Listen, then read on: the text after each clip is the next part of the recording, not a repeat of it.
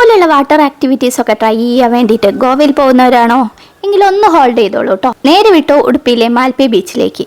ഇതുപോലെയുള്ള ഒരുപാട് water activities അവിടെ അവൈലബിൾ ആണ്. ഗോവയിൽ പോകുന്ന സെയിം റേറ്റിന് വാട്ടർ ആക്ടിവിറ്റീസ് ട്രൈ ചെയ്യാവുന്നതിനോടൊപ്പം തന്നെ അവിടെയുള്ള ഒരു അടിപൊളി ബീച്ചും കൂടെ എക്സ്പീരിയൻസ് ചെയ്യാം.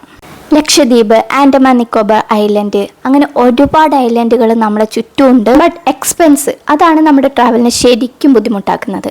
അപ്പോൾ അധികം എക്സ്പെൻസ് ഒന്നുമില്ലാതെ നല്ലൊരു ഐലൻഡ് വ്യൂ ആണ് നിങ്ങൾക്ക് വേണ്ടത്, നല്ലൊരു ഐലൻഡ് എക്സ്പീരിയൻസ് ആണ് നിങ്ങൾക്ക് വേണ്ടതെങ്കിൽ ഈ സെൻറ്റ് മേരീസ് ഐലൻഡ് എന്തുകൊണ്ട് ഒരു ബെസ്റ്റ് ഓപ്ഷൻ തന്നെയായിരിക്കും. ഒരിക്കലെങ്കിലും നിങ്ങളിവിടെ എക്സ്പീരിയൻസ് ചെയ്യണം, അതിന് മാത്രമുണ്ട്.